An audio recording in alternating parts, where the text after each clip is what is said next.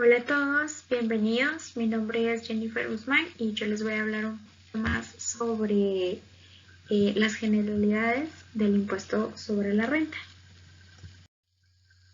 Bueno, la idea principal de este video es transmitir un poquito y dar a conocer los aspectos generales que se deben considerar en el impuesto sobre la renta. En el decreto 10/2012 se decreta un impuesto sobre la renta sobre toda renta que obtengan las personas tanto individuales, jurídicas, entes o patrimonios que sean estos nacionales o extranjeros y que sean residentes o no del país.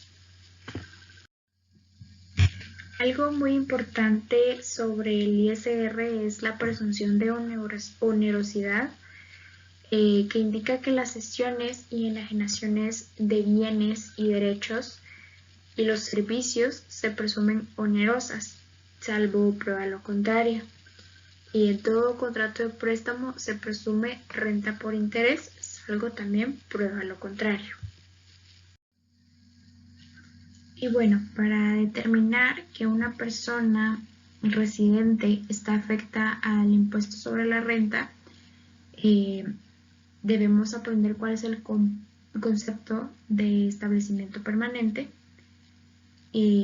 ya que se necesitan algunos aspectos puntuales que ahorita vamos a mencionar.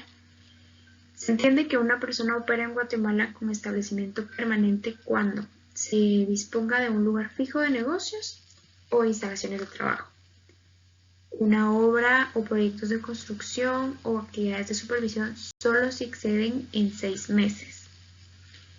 Y cuando se tenga a una persona que actúe en nombre de un no residente, siempre que tenga facultad legal o que maneje bienes del no residente. Y algunos ejemplos de establecimientos permanentes pues podrían ser sedes, sucursales, oficinas, fábricas, talleres, almacenes, tiendas, minas, pozos de petróleo, gas o cualquier otro.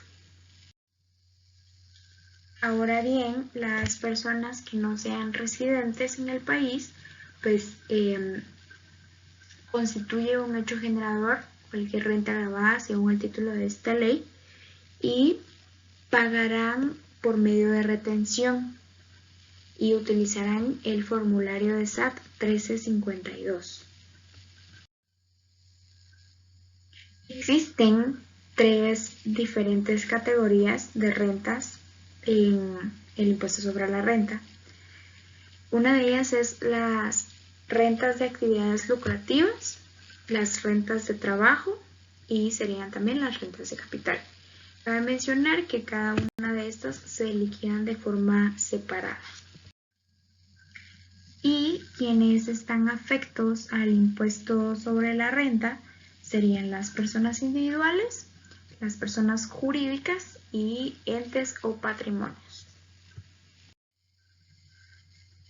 Y están exentos de este impuesto las entidades del Estado, universidades, centros educativos, cuando son herencias, legados y donaciones por causa de muerte, y también las iglesias, que son exenciones de este impuesto. Bueno, ahora vamos a hablar sobre los regímenes para las actividades lucrativas. Estos cuentan con 2 regímenes, que son el régimen sobre las utilidades de actividades lucrativas, que estas deducen costos y gastos, y el régimen opcional simplificado sobre ingresos de actividades lucrativas. Esta no deduce costos ni gastos. Y aquí encontraremos unas definiciones importantes que debemos considerar. Por ejemplo, renta bruta es un ingreso grabado o exento, habituales o no, de vengados o percibidos en el periodo de liquidación, provenientes de ventas de bienes o prestación de servicios y otras actividades lucrativas. También están las rentas exentas, que son ingresos o rentas que por disposición de ley o las establecidas en la Constitución Política de la República de Guatemala no pagan impuesto. Y está la renta imponible, que es el resultado de restarle a la renta bruta las rentas exentas y los costos y gastos deducibles y sumarle los costos y gastos para la generación de rentas exentas. Ahora sí, iniciamos con el régimen sobre las utilidades de actividades lucrativas. El hecho generador de esta es la obtención de rentas provenientes de actividades lucrativas, sean estas habituales u ocasionales, realizadas por sujetos pasivos, tales como producción, exportación, prestación de servicios, ventas y comercialización de bienes y comisiones. Cuando un profesional perciba renta sin estar inscrito o esté inscrito y no presente la declaración de la renta, se presume que su renta es mayor a 30,000 quetzales. Y si este tiene menos de 3 años de egresado o más de 60 años de edad, podría recibir la reducción del 50% de la renta imponible mensual. Ahora vemos un ejemplo de la forma de pago de la renta imponible. Esta se elabora de la siguiente manera. La renta bruta menos rentas exentas menos costos y gastos totales más costos y gastos no deducibles más costos y gastos de rentas exentas. Esto nos da como resultado la renta imponible. Y la tarifa es del 25%. Pues como hemos visto anteriormente, siempre la ley establece algunas exenciones. Entonces, en este caso, las exenciones en las rentas de actividades lucrativas serían los colegios, están exentos, colegios profesionales, partidos políticos y comités cívicos, rentas de cooperativas, federaciones y confederaciones también están exentas. Asociaciones y fundaciones no lucrativas que tienen por objeto la beneficencia, asistencia o servicio social, o por la parte que convenga de donaciones o cuotas ordinarias y extraordinarias también están exentas. Ahora vamos a hablar un poquito sobre el otro régimen, que sería el régimen sobre las utilidades y actividades lucrativas. Este está sujeto a pagos trimestrales, elabora inventarios semestrales, considera costos y gastos y efectúa retenciones cuando corresponda. Se deben efectuar retenciones cuando corresponda y la forma de pago es trimestral o anual. Y para hablar un poquito más sobre la forma de pago del régimen sobre las utilidades y actividades lucrativas,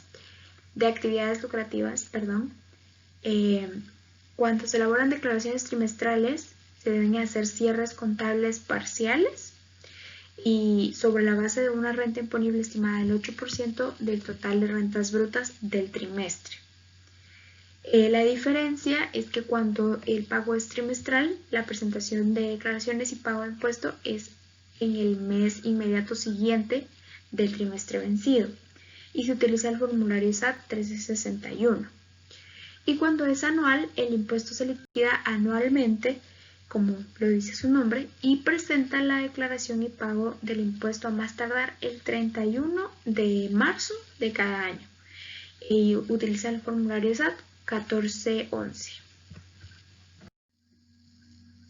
Ahora vamos a hablar del otro régimen que existe para las actividades lucrativas, que sería el régimen opcional simplificado sobre ingresos y actividades lucrativas. Este se calcula restando las rentas exentas de la renta bruta y se obtiene la renta imponible. Ahora, ¿cuáles son las tarifas impositivas del impuesto? De 1 centavo hasta 30.000 quetzales se calcula con el 5% de la renta imponible. Y de 30.000 con 1 centavo en adelante se utiliza el 7% sobre el excedente de 30.000. Ahora les voy a hablar un poquito sobre las rentas del trabajo. El hecho generador de las rentas de trabajo es toda retribución o ingreso en dinero, o cualquiera que sea su denominación o naturaleza. Y el sujeto pasivo pues son las personas individuales que obtengan ingresos por la prestación de servicios personales en una relación de dependencia. En este caso también existen exenciones y algunas de ellas pues serían como aguinaldo, bono 14, también es una exención, pensiones, gastos de representación, jubilaciones, también entrarían como viáticos no comprobables o montepíos.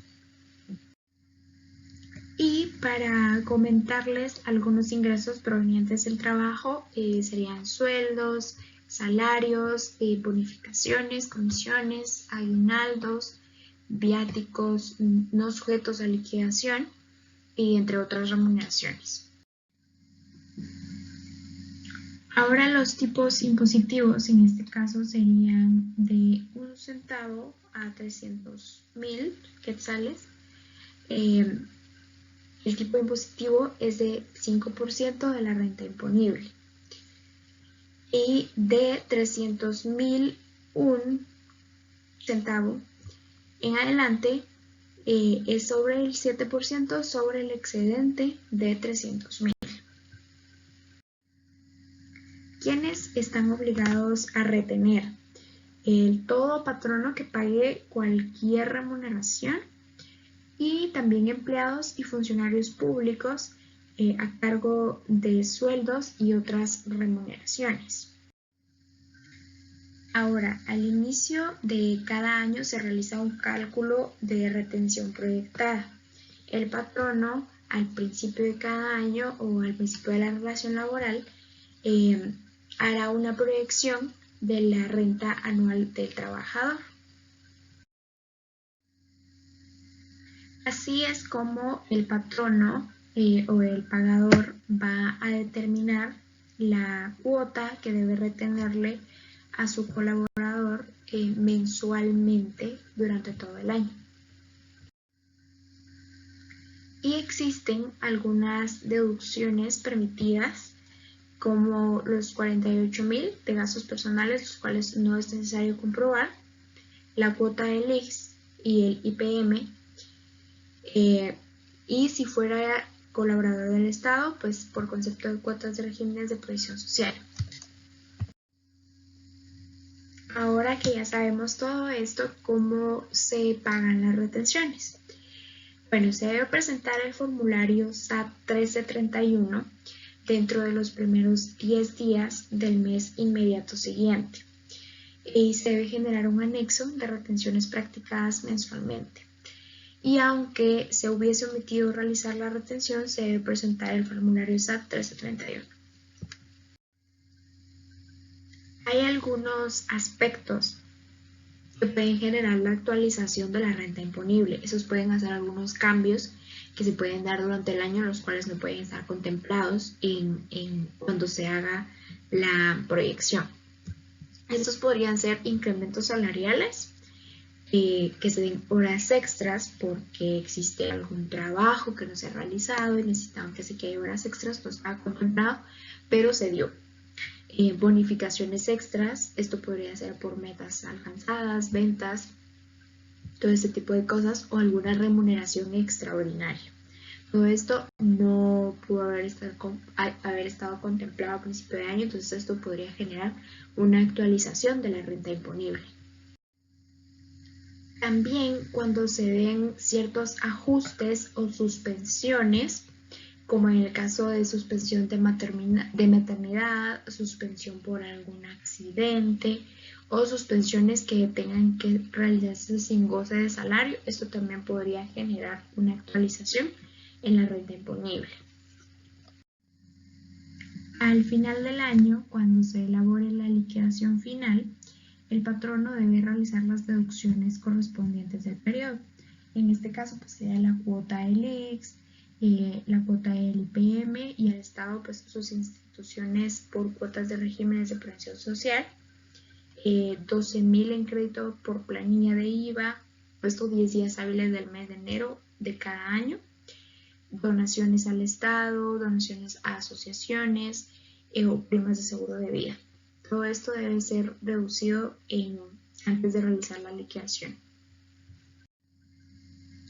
Si se diera el caso de que el patrono no efectuó las retenciones correspondientes o se efectuaron retenciones menores a las correspondientes, el patrono debe presentar el formulario de SAT 1431, esto dentro de las fechas del 1 de enero al 31 de marzo. Ahora bien, ¿qué pasa si dejamos de laborar en una empresa? ¿Qué pasa con eso que nos han retenido en exceso? Pues la liquidación y devolución de lo retenido en exceso se realiza cuando el contrato concluye antes de finalizar el periodo. El patrono debe determinar el impuesto y devolverle las sumas retenidas en exceso o retener la cantidad faltante si fuera el caso. Debe emitir el formulario SAT 1901 y constancia de retención de SAT 1921. Y a continuación les voy a platicar un poquito sobre las rentas, ganancias y pérdidas de capital. Bueno, ¿qué es una renta de capital? Esta categoría se refiere a las rentas provenientes de elementos patrimoniales, bienes o derechos cuya titularidad corresponda al contribuyente, sea o no residente, y siempre que el giro habitual del contribuyente no sea comerciar con dichos bienes o derechos. ¿Y qué son las ganancias y pérdidas de capital? Pues son ganancias y pérdidas los resultantes de cualquier transferencia, cesión, compraventa, permuta u otra forma de negociación de bienes y derechos realizados por personas individuales jurídicas cuyo giro habitual no sea comerciar con dichos bienes. La clasificación de las rentas de capital son las siguientes: rentas de capital inmobiliario, rentas de capital mobiliario, ganancias y pérdidas de capital, rentas provenientes de loterías, rifas, bingos o eventos similares. Y bien, ¿cómo se dividen las rentas de capital inmobiliario? Pues se dividen en arrendamiento, subarrendamiento, cesión de derechos, uso o goce de bienes y inmuebles. Y las rentas de capital mobiliario se dividen en intereses, arrendamientos, subarrendamientos, cesión de derechos, uso o goce de bienes inmuebles, rentas vitalicias o temporales por donaciones, por contratos de seguro, y también distribución de dividendos, ganancias y utilidades. Ahora veamos unos ejemplos de ganancias y pérdidas de capital, o más bien cómo se dan o por qué se dan. Transferencias, cesión, compra, venta, permuta u otra forma de negociación de bienes o derechos, o revaluación de bienes, incremento de patrimonio. ¿Quiénes son agentes de retención en las rentas de capital? Personas que lleven contabilidad completa de acuerdo a la ley, Código de Comercio u otras leyes. Organismos del Estado y sus entidades descentralizadas autónomas, las municipalidades y sus empresas, universidades, colegios, asociaciones, fundaciones, partidos políticos, sindicatos, iglesias, también fideicomisos, contratos en participación, copropiedades, sucursales, agencias de empresas. Todas estas son agentes de retención. ¿Quiénes están exentos de pagar rentas de capital? Que pueden ser subsidios otorgados por el Estado para satisfacer necesidades de salud, vivienda, educación y alimentos. La base imponible de las rentas de capital se divide en tres. Rentas de capital mobiliario, que es la renta generada en dinero o en especie representada por el importe total pagado. Las rentas de capital inmobiliario, que serían la renta generada en dinero o en especie representada por el importe total pagado menos el 30% en concepto de gastos, salvo prueba en contrario. Y la última, ganancias y pérdidas de capital, precio de enajenación de los bienes o derechos menos el costo del bien registrado en los libros contables.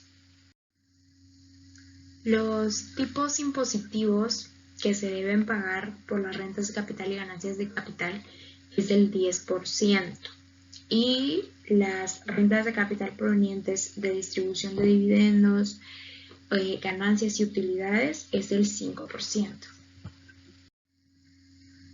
Y bueno, las retenciones que se realicen en estas ventas de capital deben realizarse, el pago debe realizarse los primeros 10 días del mes siguiente.